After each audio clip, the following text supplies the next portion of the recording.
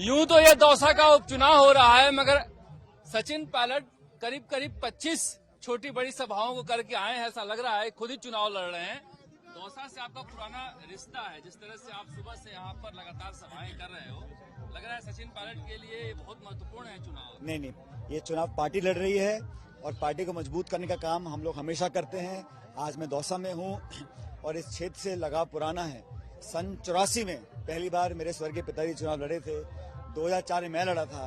तो 20 साल से हम लोग यहाँ चुनाव नहीं लड़े हैं, लेकिन यहाँ पर कांग्रेस पार्टी को मजबूती देने का काम हम लोग हमेशा करते आए हैं। और मुझे बड़ी खुशी है कि पार्टी ने डीसी बैरवाल जी को यहाँ से टिकट दिया है विधानसभा के उपचुनाव के लिए।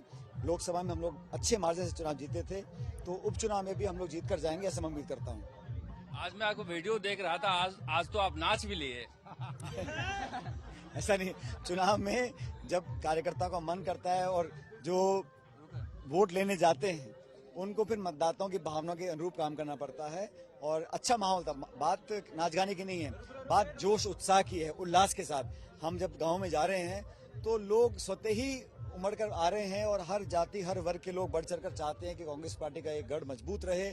और डीसी बैरवाल जी जो एक बेदाग छवि के व्यक्ति हैं, ये प्रधान रह चुके हैं, इनके पिताजी प्रधान थे। तो यहाँ पर और वो समुदाय जो पिछड़ा हुआ है, जो दलित है, जो गरीब है, उनको पहली बार मौका देकर पार्टी ने संदेश भी दिया है कि कांग्रेस पार्टी सभी दलों की, सब जाति बिरादरी की पार्टी है। तो मुझे पूरा विश्वास है कि हम लोग लोकसभा की तरह इस उपचुनाव में भी विधानसभा में कामयाब होंगे।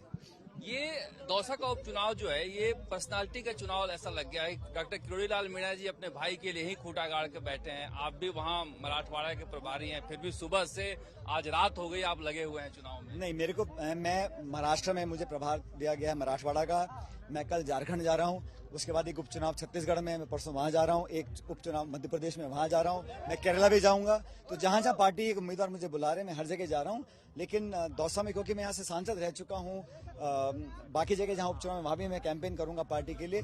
लेकिन ये चुनाव व्यक्ति का नहीं होता है, ना चुनाव किसी एक नेता का होता है या किसी एक जाति बिरादरी का होता है। चुनाव वैचारिक होता है और विचारधारा का चुनाव है। कांग्रेस बीजेपी का चुनाव है। जनता को आकलन करना है कि किस दल, किस सरकार ने हमारे जिले में, हमारे क्षेत्र में क्या काम किया और उनका विश्वास किसके साथ है।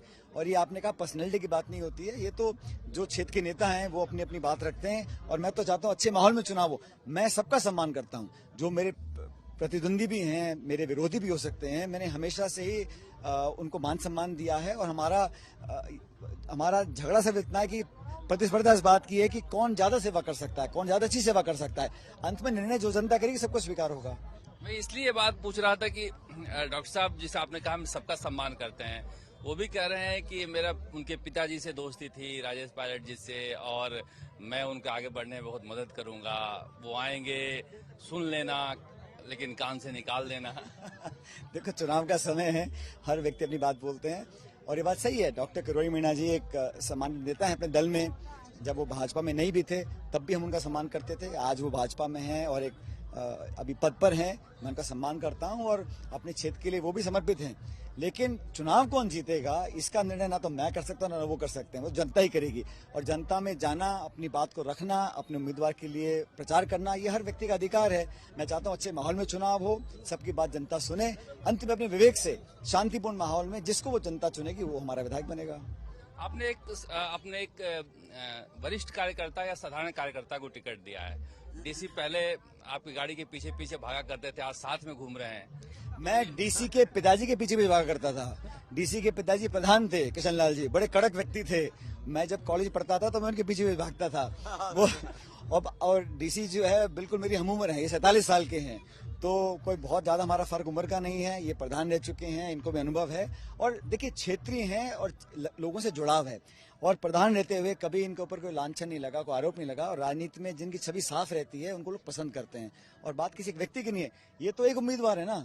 चुनाव तो पूरी पार्टी लड़ रही है, पूरा संगठन लड़ रहा है। सब नेता, मुरारी जी हमारे सांसद हैं, हम सब मिलकर लड़ रहे हैं।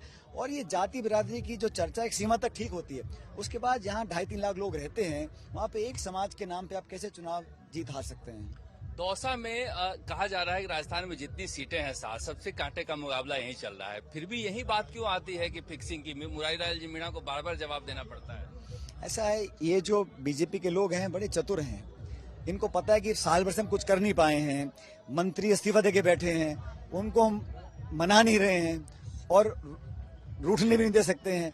तो जब वो अपने अंतःकरण में फंसे हुए हैं, वहां पे पावर स्ट्रगल चल रहा है, दो तीन पावर सेंटर बीजेपी सरकार में है, संगठन अलग है, सरकार अलग है, डिलीवर कर नहीं पा रहे हैं, मुख्यमंत्री खुद ही दबाव में रहते हैं ब्यूरोक्रेट्स के, बाकी नेताओं के। तो उन्होंने बड़ी चतुराई से ये शगुफे छोड़ने शुरू कर दिए कि इसकी इसके दोस्ती, इसकी दुश्मनी।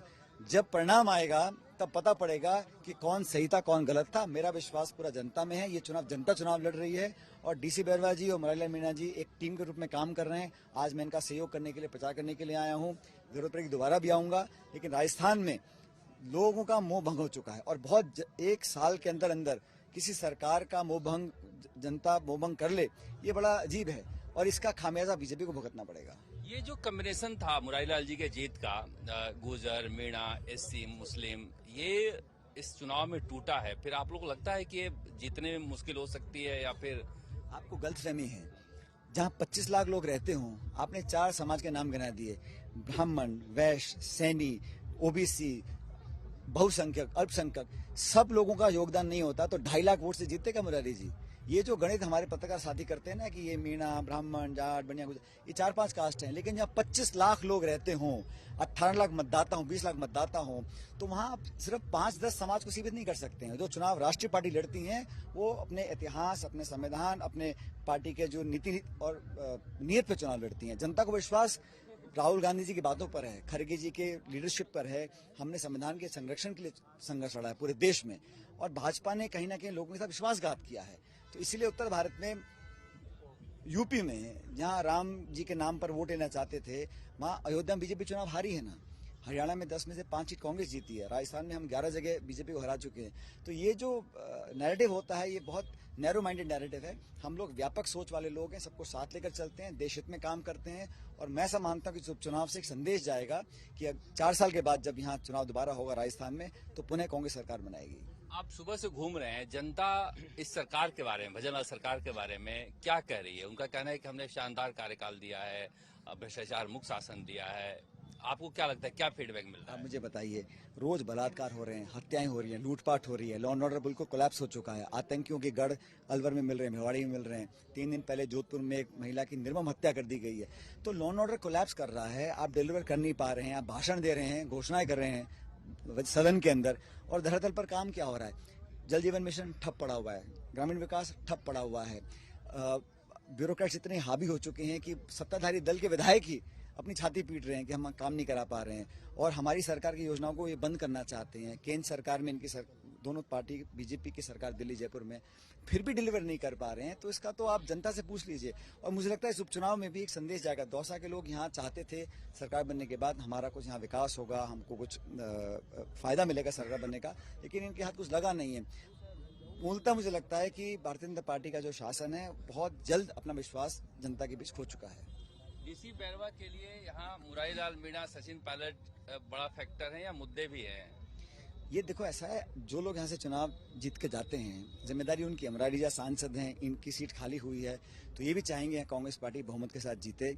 मुद्दे भी जरूरी हैं, कार्यकर्ताओं की विश्वसनीयता, उनकी मेहनत भी बहुत जरूरी है और सबसे इम्पोर्टेंट है जो बूथ पे कांग्रेस का जो वफादार हमारा वर्कर खड़ा है वो कितनी निष्ठा से काम करता है। 13 तारीख को मतदान होगा, ये 4 साल का कार्यकाल होगा और ये बात जानते हुए कि इस उपचुनाव से सरकार बनेगी बिगड़ेगी नहीं, बावजूद उसके यहाँ पर हम ऐतिहासिक बहुमत से जीतेंगे, ऐसा जनता ने मुझे विश्वास दिया है। आज आखिरी सवाल, कांग्रेस के बारे में भी बात छुपी ही नहीं है कि कांग्रेस को कांग्रेस ही हराती है। यहाँ पर भी बहुत सारी ऐसी खबरें मिल रही है कि आपके बहुत सारे जो नेता है अंदर ही अंदर कार सेवा कर रहे हैं डीसी बैरवा के। क्या ऐसा कुछ इनपुट है आपके पास? देखिए, ये जो वो लोग हैं जिनको अपने काम में विश्वास है वो अफवाहों पे ध्यान नहीं देते हैं। डीसी बैरवा जी अच्छी तरह जानते हैं इन्होंने कितना काम किया है और सबसे इम्पोर्टेंट बात यह कि लोग क्या है, नेता भाजपा के हों या कोई और हो, कुछ भी करना चाहें, जनता किसी के बस में नहीं है। पब्लिक का जब मूड बनता है तो फिर वो बटन दबता ही दबता है और मुझे लगता है कि 13 तारीख को हाथ का बटन दबेगा और बैरवा साहब विधायक बनेंगे। वापस आप आएंगे दौसा या ये आखिरी है? अब वो देखते हैं क्या निर्णय। अभी तो आज 4 तारीख है, पोलिंग 13 तारीख को है और दौसा जयपुर से बहुत दूर नहीं है, तो जब भी दोबारा मुझे हमारे उम्मीदवार बोलेंगे, जहां जहां उम्मीदवार मुझे बोल रहे हैं मैं वहां जा रहा हूं पार्टी के लिए। लेकिन दौसा से विशेष लगाव है, मेरे स्वर्गीय पायलट साहब, मेरे फादर, उन्होंने यहाँ पर बहुत काम किए थे। मुझे यहाँ सांसद रहने का मौका मिला, मेरी मदर यहाँ से सांसद रही, तो यहाँ का चुनाव मेरे लिए व्यक्तिगत रूप से बहुत महत्वपूर्ण भी है।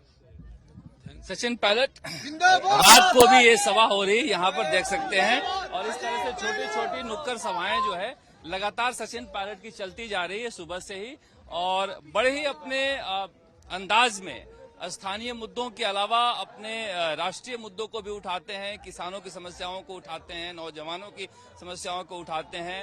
राजनीति बिल्कुल खांटी करते हैं, मगर भाषण इनका जो है ये राष्ट्रीय नेता का हो रहा है। मगर फिर भी देख सकते हैं किस तरह से रात में भी इस तरह से लोग सड़कों पर इंतजार कर रहे हैं और कई घंटों से इंतजार करते रहते हैं। कैमरा मनीष के साथ शरद कुमार,